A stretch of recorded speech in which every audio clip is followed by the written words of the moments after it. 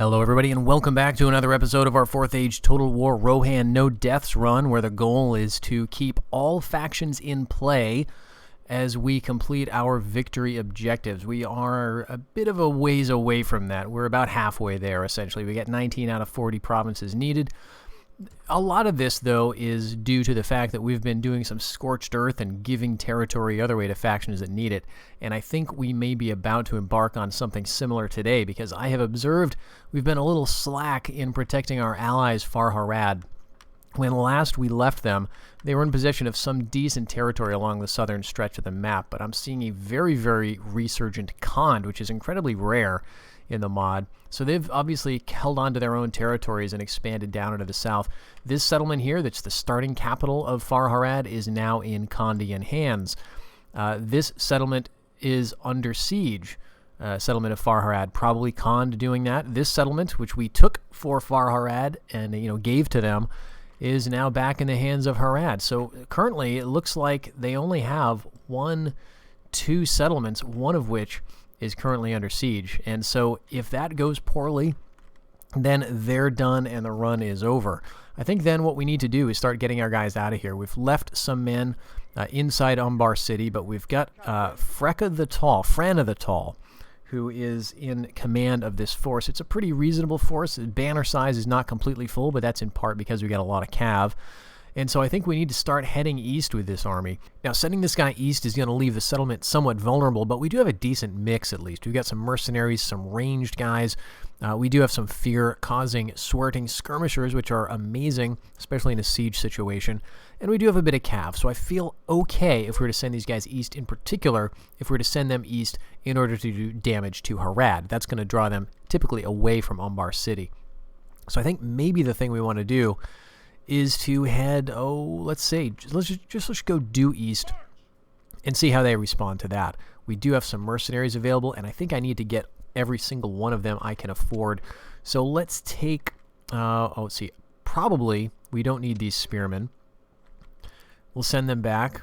We're a little far, unfortunately, from the settlement. We can't quite get in there, but we can get a couple of assorting skirmishers, and that's actually going to be very nice. So we'll go right here, leave ourselves just a few movement points, and see what we can do with that. In the north around Belgant, we held off from attacking Rhun. We'll see if they hold off from attacking us. We're not at war yet, but I'm afraid that is coming soon. We are at war with North Rhun, and they've been building up, and we've been building up and fighting a lot of battles against them. Not much has come of it in terms of territory, but we do have our sights set on Garth. If we can get some of these armies thinned out or at least moved somewhere else, we may attempt to take that pretty soon. Let's see if I have an emissary in the region. Oh my gosh, I've been training tons of them. Okay, fantastic. Let's take the old guy and see what it would cost to make this army, go away.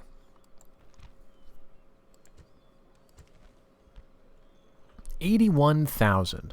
That is, let's see, we have 166,000. So, is that like half? My math is not the best. Oh, geez, I'm kind of tempted. Honestly, though, maybe this army would be the better one to bribe. They may not want to engage it because we closed out of a deal already. So maybe that would be the thing to do. We start bribing some of these armies away, get a nice victory, and then bribe an army and then move in to take Garth quickly. That's not going to change the border situation. We're still going to border Dorwinion. We're still not going to border Rhun over here. So that will be the move, I think, going forward. But maybe first we got to let these guys decide what to do. Are you going to attack us or are you going to move on? We've been rather more successful in the west at keeping our enemies at bay and expanding some territory, and so we may continue some of that too. We've got pretty good population or public order in Dunhold and Dunkreok and a lot of armies here, so I think I'm going to take a moment, consolidate these, and see what we can get away with in terms of getting another stack out and about. Okay, so we've scraped together an all-cavalry army here. This is going to be pretty effective against just about anything, and especially now that Dunland has been denied its principal training centers, I think that they'll be a little hard-pressed to counter us. I may want to move west even further. They've got a total of 3 settlements to their name at this point. If we get Anghal, that'll leave me feeling pretty secure in these areas, and it'll just make our borders a bit more nice in my view. So maybe we'll go west with this force, see if we can pick up some mercenaries to push rams if we need to, and then otherwise just keep our eyes out for opportunities. It may also be a good time to head up to Swanfleet and Ostenedel, take those from Tharbad. All right, good news out of Dorwinion. That large army of Rhun has moved off towards the south. Maybe they'll try again to take Narreg-Zagil. Maybe they'll start a war with Rovanion. If they do, we really need to watch out. Rovanion still does have its starting settlements. It's also expanded into the East Bight and down south towards Lithmore Chant. But they are pretty vulnerable, and there's a ton of stacks of larger factions roaming around here. So we want to make sure nothing goes wrong with them. I think because we've got a lot going on up here, and there's a lot of armies, a lot of units rather, around Garth. If this big stack wasn't here and instead we had this smaller one, I'd go up and try to take it, but it just doesn't seem terribly feasible to me right now. Maybe what we can do, though, is head up here and just get on their territory, sort of, you know, stick our neck out a little bit, threateningly, and see how they respond. Okay, there's a big army right there. Okay, all right. You know, we're in an open field. I think we'll be fine. I think we'll be okay. We'll move these guys maybe to the stream. No, I don't think I want to do that because, well, we don't have a great force for that. Let's get a little bit of training underway here. Get some cavalry, and we are going to get some better units in a little while. No mercenaries yet back in the pool. But over here towards Dunland, I do see some opportunities with the coming of this next season. We've got a big army of Dunlandings down there. We can also head up to Swanfleet, hit this host, see what it does, and maybe get over to the settlement itself. That'd be easy to do, but I think the thing we want to do instead is attack Becca here, this Dunlanding nobleman. He's got a ton of horsemen. I don't suppose we have any emissaries who could be so kind as to offer a bribe to these guys. I don't think we can even afford it. Yeah, it's not even showing up as an option. So we'll just leave that be. He can go back into the settlement for now, and I think, yeah, let's risk a trip through the woods here. Let's attack Becca. And we are not facing very good odds. This is okay. This is their king, actually. All right, so there's a bit of a danger here. We don't want to eliminate the faction. Again, we want to get them down to servile status, under our thumb one way or another. But we can't eliminate a faction. But I don't see an heir. I see a noble, and I see a faction leader. All right, but here's the thing. I'm a little scared of this many cavalry. This is a ridiculous amount of cav, and I don't like it. So what we're going to do instead, we're going to withdraw from the battle. If they attack us, at least it will only be a single army attacking us. We're going to take the opportunity to train some foot archers, just some other stuff, really. Maybe even just some you know, low-tier spears. And before things get too crazy, I think we're going to want to go ahead and work on some of the upgrade buildings here. We can get rid of Homeland Dominion in Dunhold and start going on our own pacification. That's going to cause a certain amount of unrest. Oh yeah, 60%, 65%. Okay, this is not good. I mean, I knew that was going to happen to some extent, but let's see. What are we looking at here? We've got, okay, we could get this fixed with garrisons to a degree. Do we have anybody we can offer? All right, if that's going to make Tharbad dip below 70, though, it's not worth it. All right, rate at 70. So we fixed Southgard Fort. We do have some population down here we can do some stuff with. We can probably get away with a unit of cheap archers. Maybe not even a full unit. Headed up to the Northgard Fort. Okay. And I think that's all I want to do. Tharbad can stay red. We've got, you know, we've got it built up in terms of population. I think, though, I will get a spy going, because if there's an enemy agent in there, I don't think there is. I think this 40% is the typical unrest you can expect in any kind of foreign settlement. But if there is a spy, that could really hurt us quickly. And, you know, we were not attacked down south. Harad did not attack our armies en route to Umbar City, nor did they attack our army en route, you know, elsewhere. But we got some more mercs we could get. So I'm gonna keep this up. We're just gonna go. We're gonna keep feeding these guys in. Okay, we're running out though. So what I think we'll do, we'll take this single unit of Dragon Shield Riders out. the use of this unit is not so great, or the necessity to have it. Its primary use is as a fear-causing unit. We can't retrain it here anyway, so we may as well just leave it outside. And in fact, just so that we don't accidentally, get a taste of our own medicine, we'll move it like a tile away from the city. All right, this is still allied. And this is still allied. So they held out against the siege. Great news. But we are seeing Harandor expand into this region. So this could be good. Let's get our army a bit further afield, though. Let's see, what is the scout reporting? Okay, some Umbar guards still. A lot of units, a lot of mixed units, pretty reasonable stuff. The thing I would kind of want to know is, are there any actual family members up here? And there are not. So that means we came within an ace of losing the campaign, basically. Because if a faction gets eliminated, we're done. So we need to get over here quickly and take the pressure off Far Harad. We need to start also encouraging them to relocate in the west near us, so we can keep our thumb on them. I'd say those are the biggest things. So we're gonna wait, see what the AI does up around there.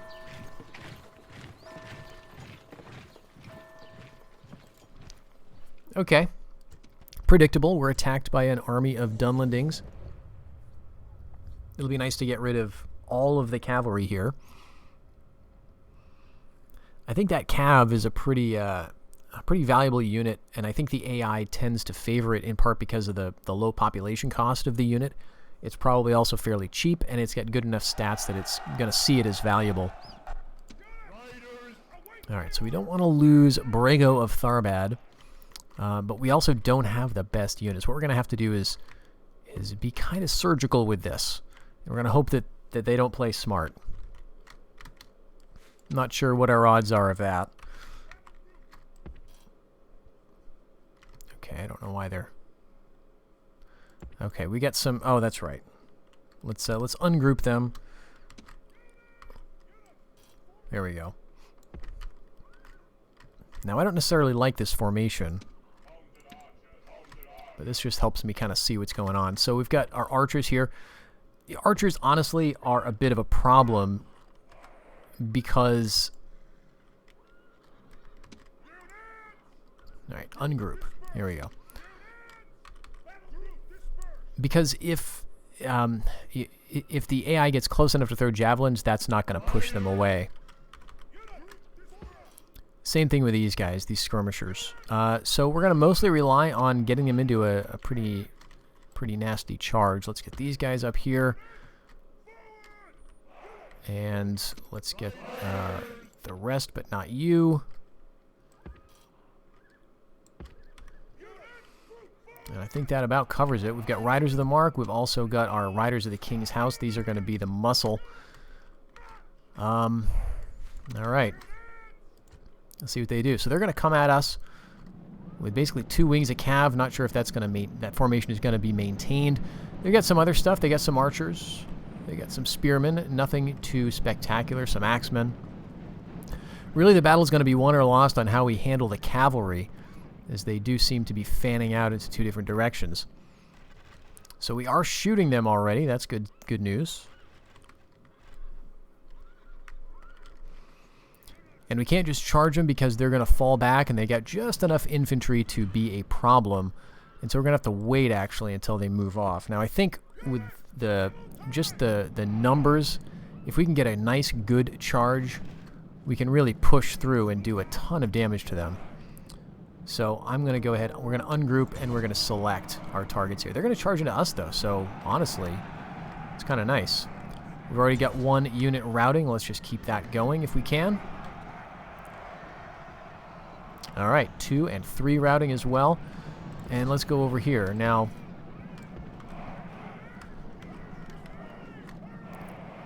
they may come back. All right, what are you doing? Scouts. No. You are scouts. You are not for melee.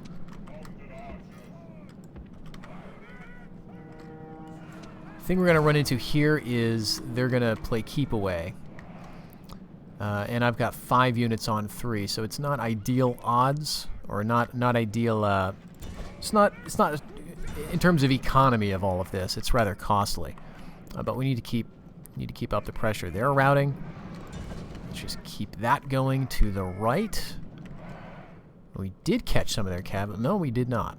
We did not. And they're playing it kind of smart. They're just skirmishing away from us. They know they can avoid us. But the thing is, this is an all-cavalry army, so we can pull back. We can avoid the infantry, essentially. All right, this unit of horsemen wants to fight.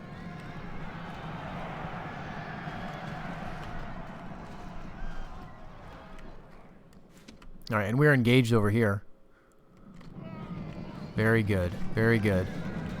So they're routing. We need to figure out who else we want to focus on. I guess it's this unit of 40. And then we also have to keep our eye on these guys. Okay. Let's go like this. And hopefully we can corral those other units. We're getting a bit of fire over here as they're pulling away. We'll catch them, though. We'll get them against the corner of the map or whatever. And then the only thing to watch for is like this kind of thing, as they get close enough to engage. Let's charge in there. And we pull these guys away on purpose so that we can, you know, do this kind of thing.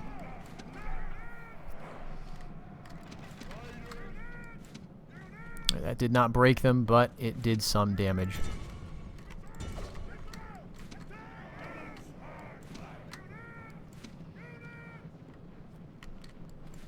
Bowmen are routing. Let's pull them through and take out the other bowmen. The spearmen are getting some shots in on us, though, which is really unpleasant. Okay, we managed to rout some of their units. More horsemen attacking. Let's bring these guys back. And I think we're all done over there. We took out the left wing of their cav. All right, we got to pull away from this, though. Let's see. That's spearmen. Yeah, let's charge in. We'll just get set up for a charge. And let's throw into the spearmen here with those lancers. They're going to be there probably around the time that would be useful. All right, so we're taking a lot of damage to these chieftains guardsmen, but we get a good charge. We can take them out.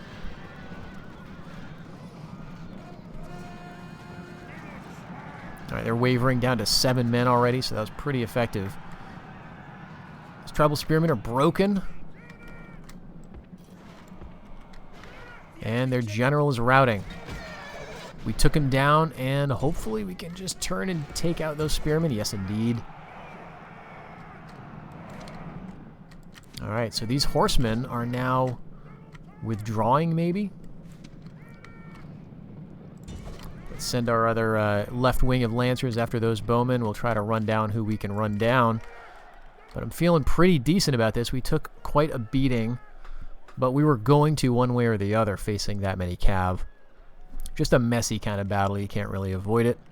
All right, and that counts as a heroic victory. We certainly took enough losses, about 300 men, give or take.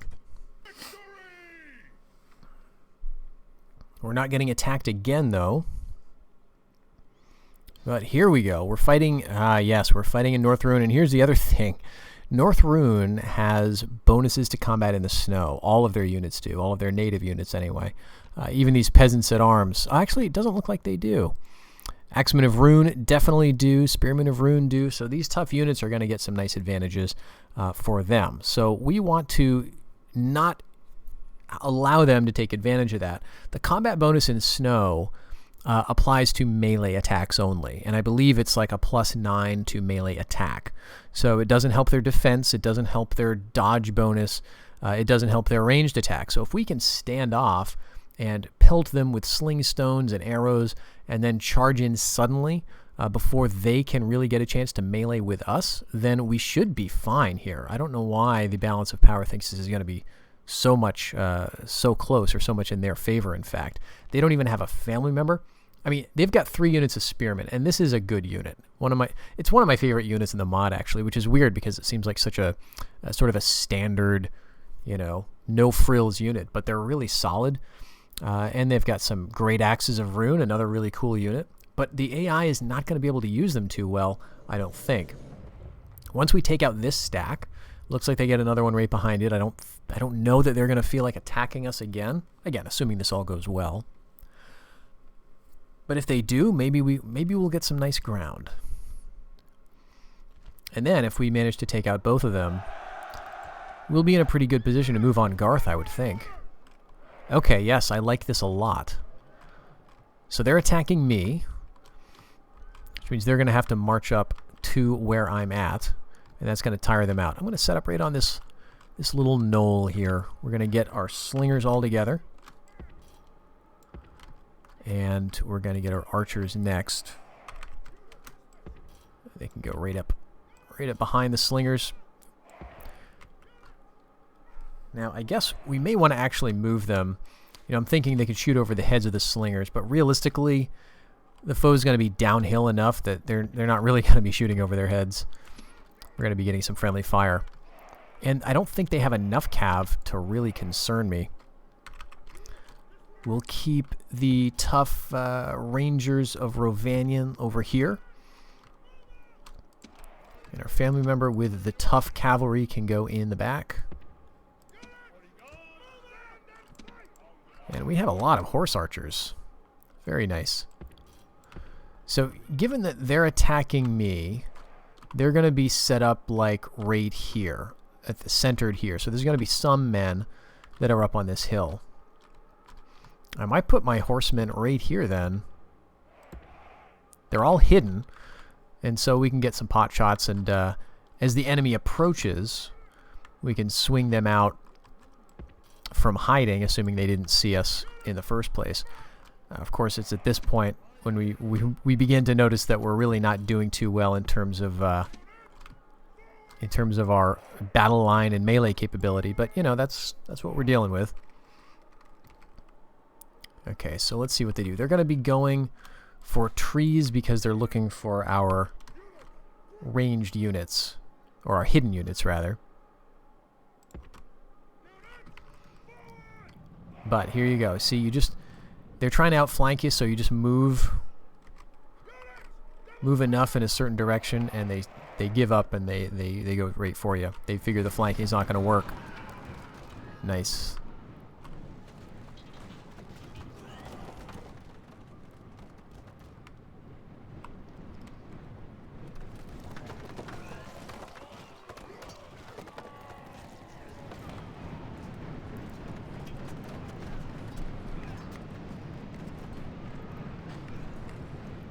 So they will get up the hill because they're all coming. So I think then what I want to do is give them something else to think about right now. We'll bring those horse archers down, and we're going to have to some extent just dance away from these guys. Fortunately, we'll be able to do that. Here come the axemen, and here come the spearmen. And I just love the unit. Again, the spears I think are what do it for me. Just a cool look to those. They're charging in. But we're going to get away, and, we'll be able to choose targets to some extent with our cav. We've got axemen here. Maybe let's hit those mountain warband, and let's see. Okay, those mountain raiders are actually thinking second thoughts. Our men are just skirmishing away. All right, we can hit, let's hit those spearmen. We're not ideally situated, but I think they may rout anyway because...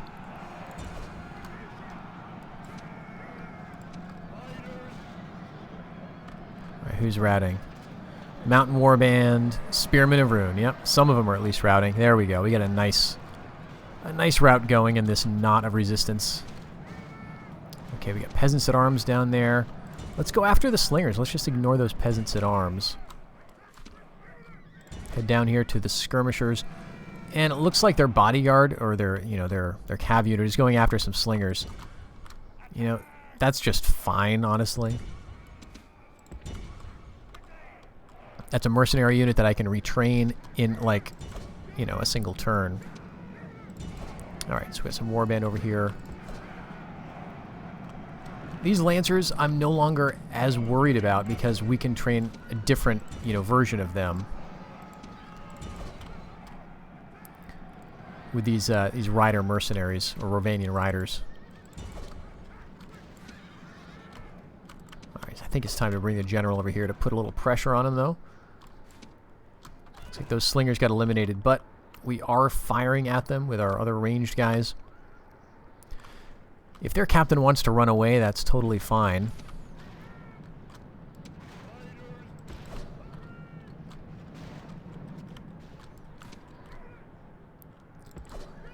But maybe we can get the horse archers over there.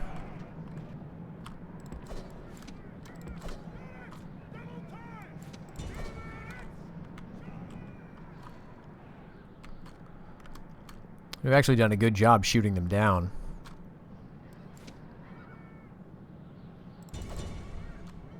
Now, I don't know if we'll be able to catch them, but if they stop there like that, we certainly will. Alright, there we go. We'll just continue that, and... didn't manage to take out the general. We'll just leave it. I think the more important thing is to deal with these units like those spearmen. That represents a significant investment for North Rhun. That's like their top tier stuff. Great axes, spearmen. They don't have that many tiers, but those guys are the top. Alright, but it doesn't look like they're doing any follow-ups.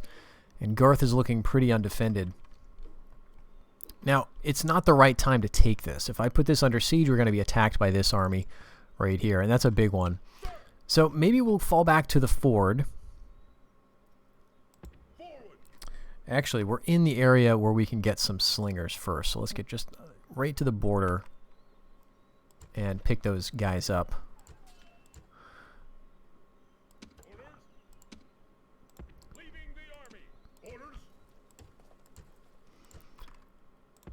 And then you can go right there. I think, geez, those ranger mercenaries would be really nice if we could retrain them, but we can't. Not here anyway.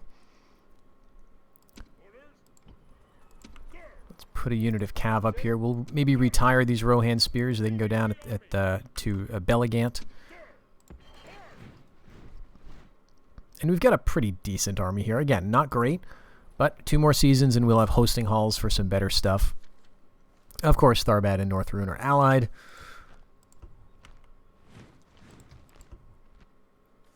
Oh, we have a coming of age, Theoden of Greyholm.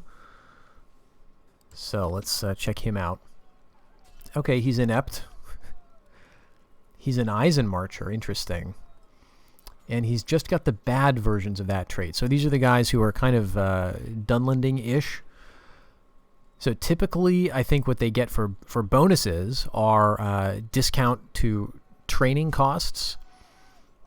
And...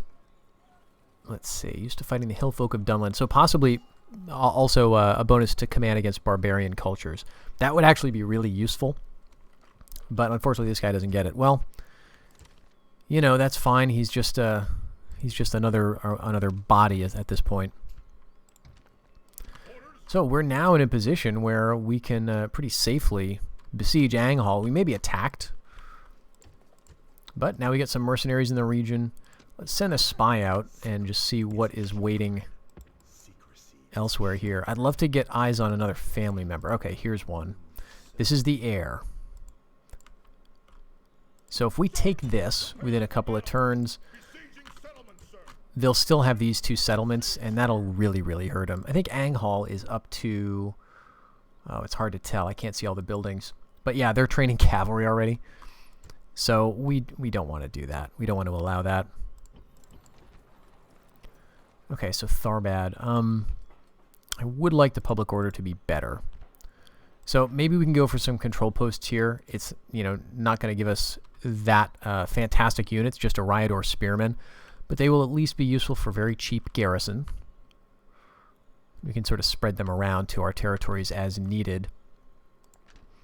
But down in the south, again, this is what it's all about. If we lose here, if we let Far Harad down, we're just done. It's the end of the campaign, end of the run. Alright. Harad is not really really clear about what they're doing. They're not following me. They're not trying to hit me. We've got this settlement still free. Not under siege currently, so that's all great, of course. Let's train another scout. We've got one in the settlement. I'd like to have another one out and about. Okay. I think... Let's see, population here is just so low. I think... Oh, that's right, we can retrain these guys. Let's do it. Let's do some cav and let's go with some forester levies. That's going to really hurt the population, but feeling the need for some bodies, honestly.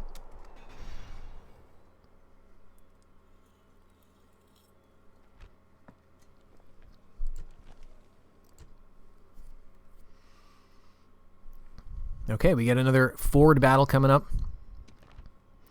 This is kind of good.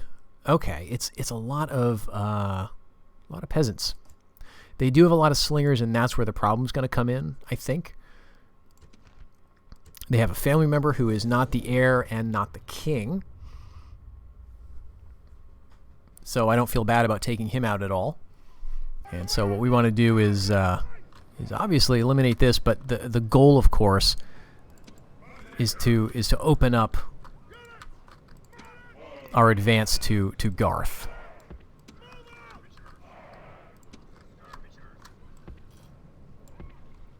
So we kind of want slingers over on the sides.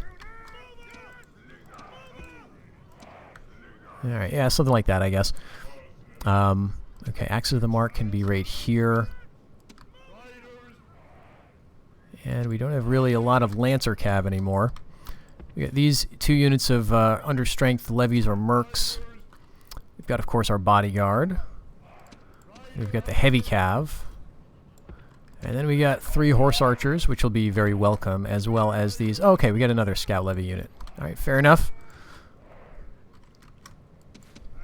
And actually, what we're going to want to do with these axemen is pull them back. This is going to be just all skirmish. As we sort of pull them apart as they approach, cross over the ford. That, the rain is going to work against us a little bit, potentially, here. But we're going to get a lot of shots in on their infantry as they cross. And then what we have to watch for is these slingers coming across while we're distracted and just getting a bunch of free pot shots in.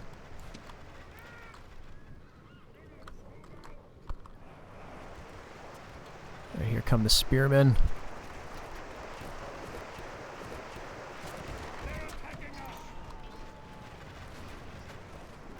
It's pretty likely that once they start to get surrounded, they're going to rout.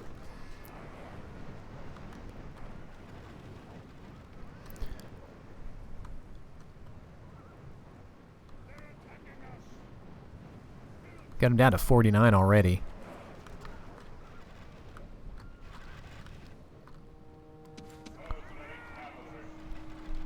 Alright, those spearmen are a pretty good target for my axes. So we'll run them over there. Hopefully manage to catch them before they run halfway across the map.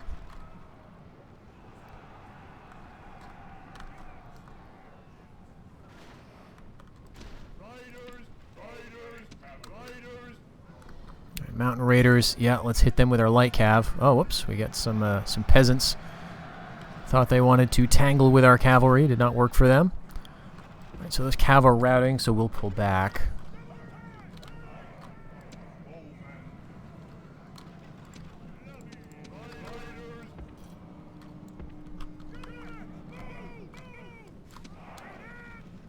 More Mountain Raiders coming in for an attack. I think it's time to throw in our bodyguard and friends. Let's see, we got Rovanian Ranger mercenaries not really doing a whole lot. But you know, I think we're pretty good here.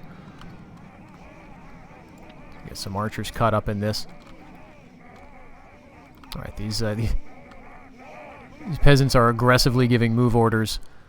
Let's jump into the axemen and turn back around the chieftain's guard. What's going on with him? He's got 11 men. I don't know why these guys are going way over here, but maybe there's another unit or another single man somewhere off in the water. But we've got them all down now.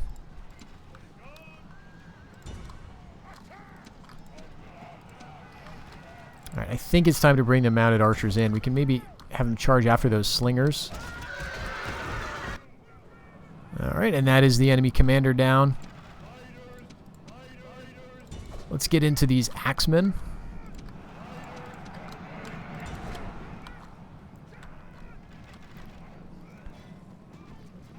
They should be going pretty quickly here, and then we'll go after the slingers. But yeah, they're going to be doing a lot of damage to us just at range, and there's not an easy way for us to address it. Okay, now we can go, though. We can afford to focus on them. But yeah, you see, the problem is they can sort of do this waiting out in the deep water. Even our cavalry can't really effectively chase them. If we give a move order just on the other side, the fear effect of our general is gonna do some damage too.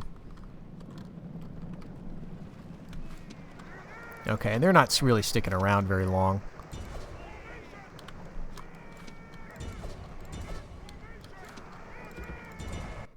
All right. Just a cleanup operation at this point.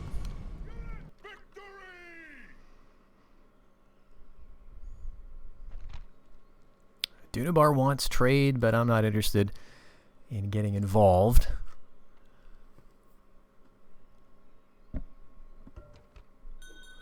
And a suitable husband indeed. Competent. That's a good start. He's frugal, which is always nice for a governor. A little bit of construction cost bonus. And he is an Aorling. The House of Elfhelm, which is pretty cool. He's mature. That's the only thing. He's not as young as he could be, but he is intelligent. So a good governor, I would say. Let's take him out and put him. Let's see. What do we have like to build in Edoras? I don't think we have. Yeah, we don't have our best buildings ready. Finished in Edoras. So let's bring him down there. He'll get some construction bonuses for us.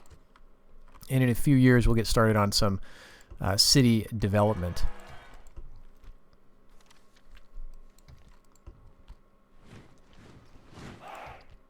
All right, down at Umbar City, we've got our scout. Let's take him out into the countryside. Let's see, one of these guys has got a network established. We'll take the one who doesn't, because we want to primarily deal with enemy agents down there. Yeah, we've got a lot of big armies of Harad in the region. Pretty decent mixes for both of them, it looks like. And over here, still holding steady. Okay, what I'm really looking for is a city to take. And if I could get close to Karenbad, I'd love to attack that army and take it. And then we could just gift that straight to Far Harad. Not something we can do this turn, but maybe next couple of turns. Dunhold has finished provincial pacification, so we can get going on Outland Dominion, and this is going to take quite a while. But it's going to be important for income and public order and all the rest of it. And Eofrid is attuned up there in Dunhold, so that's actually perfect timing. You know, he's not set to local governance because he is a poor commander. But, you know, let's see. He's discourteous. Let's address that, shall we? So he's not feeling good about the king. And this is because, well, for lots of reasons. He is, for example, well, he's an Eorling of the House of Elmhelm, so that's not really going to be causing too much trouble. I'm assuming the king is of those subcultures as well. But part of the problem is we have not given him control of his own town. So we'll do that, and that should see him move up from discourteous to maybe something a little better.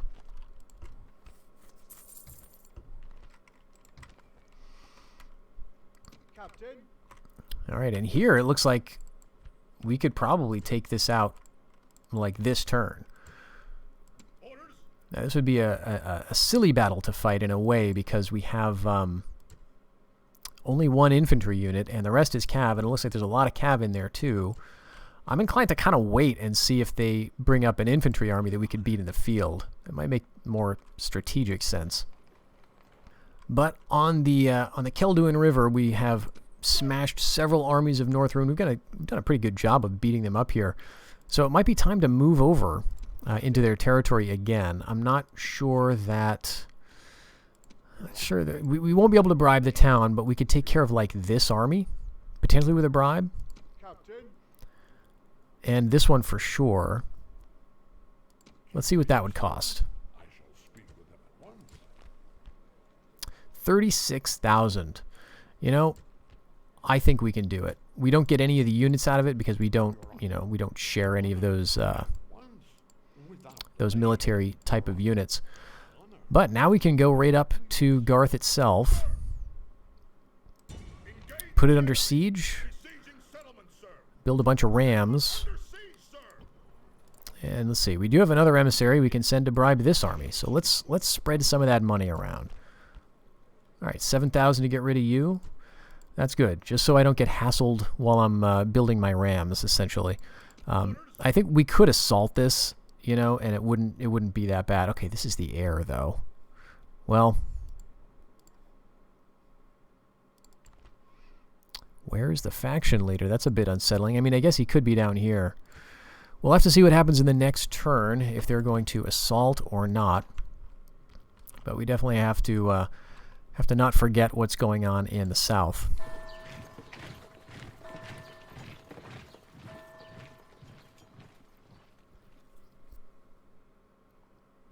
All right, North Rhun did not attack us, so we are free to assault Garth.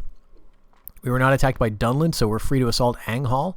And they've generated another nobleman in the meantime, so I'm feeling pretty good about all of that. They're going to be not really in danger of being eliminated, at least for some while. All right, Belligant now has hosting halls. Let's take a look at that. Whoops, this guy in Greyholm is attuned. Yeah, sure, let's put it on local governance. Oh, shoot. Okay, local governance, here's what it does. Because it puts it under AI control, the AI will destroy some buildings that don't work for it. So that just caused a bit of trouble. What we've done, unfortunately, yeah, see, that's down to 60%. All right, so now we got to send some more men up into Tharbad itself. There we go, back to 70 again. So yeah, you do have to watch to some extent putting a settlement under local control, because when you do that, the AI, you're basically giving the AI free reign, and then what it's going to do on its immediately, as you saw there, is destroy the Homeland Dominion building, which is why we could suddenly build this. And so in some cases, you may deliberately want to hold off destroying the local Dominion, like I've done here. If I destroyed this and all the other Dominion buildings that I didn't build at the same time, I'd have massive public order problems. So you need to be a little delicate with that. All right, so this season what we've got to do, or next season if they attack us, is fight and win the battle there. I guess we could, you know, what we could do is assault to see what the inside of this force looks like. This is the king. They've got another family member coming. So, you know, it might be better to assault and deal with the loss of the king. This guy had become, you know, the new heir or whatever, rather than having to kill two family members like in the same turn. That feels pretty risky. So I think we'll come back to this. We're just going to keep it under siege for the moment. But I think we will assault this turn. That's going to hurt public order as well, though.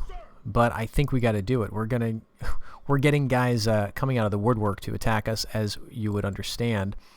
And here we're seeing the heir of North Rhun going against the ruler of Rohan. I think we could take this out in a pretty straightforward way. He's going to be a cav unit. These guys are, you know, decent melee, but we've got enough ranged stuff that I think we could still do our usual kind of sneaky tactics and make it work out. But before I do any of those things, we got to move our armies. All right, Harad is still holding on. Let's bring an emissary down to get a bit of line of sight. Okay, great. Check this out. We can breathe a bit of a sigh of relief here. Harad has an heir, and this is their new capital, interestingly.